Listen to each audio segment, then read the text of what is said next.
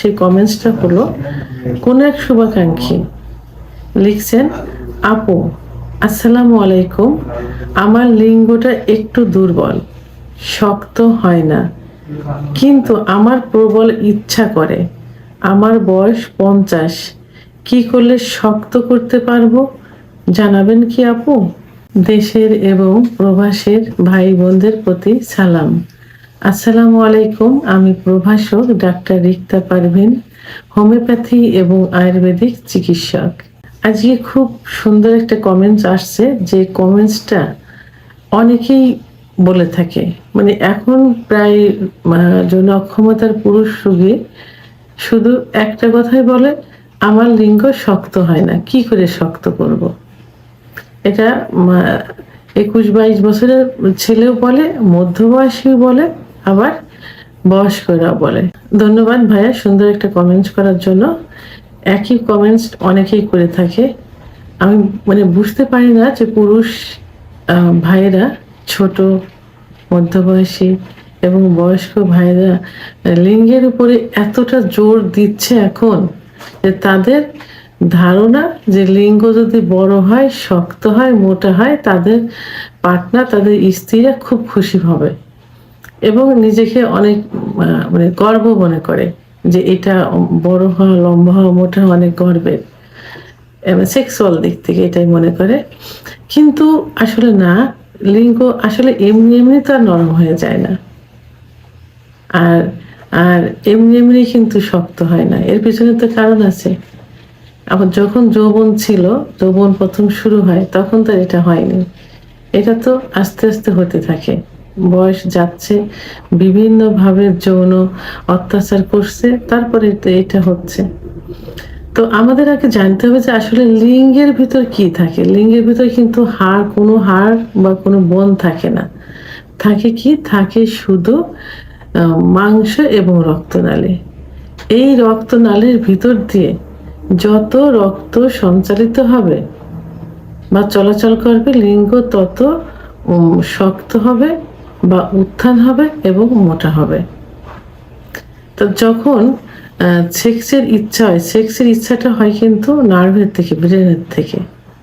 তো যখন সেক্সের ইচ্ছা হয়, তখন কিন্তু সারা শরীরে, বিশেষ করে হাড়ের থেকে লিঙ্গের ভিতর রক্ত চলাচল বেশি করে। তখন কি হয়, লিঙ্গ শক্ত হয়, দাঁড়িয়ে যায়। সে আপনার স্ত্রীর সঙ্গে কথা বললেই হোক, কোনো ভিডিও দেখলে হোক, সেক্সুয়াল কোনো কিছু ভাবলেই হোক, যখনই ইচ্ছা হবে তখনই লিঙ্গটা উত্থান হয়।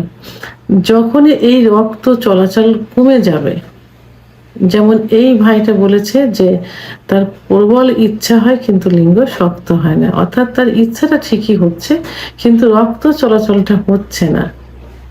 আর না হওয়ার কারণে, হচ্ছে না বা কম হচ্ছে, না হওয়ার কারণে লিঙ্গ শক্ত হয় না বা উত্থান হয় না।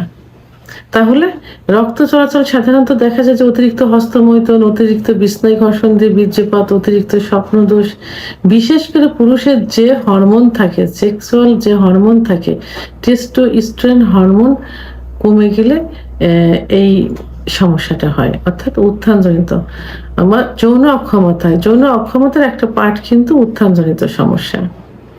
এই এই এই হস্তমৈথুন কারণে, অতিরিক্ত ঘর্ষণের কারণে লিঙ্গের ভিতর যে শিরাগুলো থাকে, এই শিরাগুলো সংকুচিত হয়ে যায় বা চিকন হয়ে যায়, যার কারণে রক্ত চলাচল করতে পারে না, আর তখনই উত্থানজনিত সমস্যা হয়।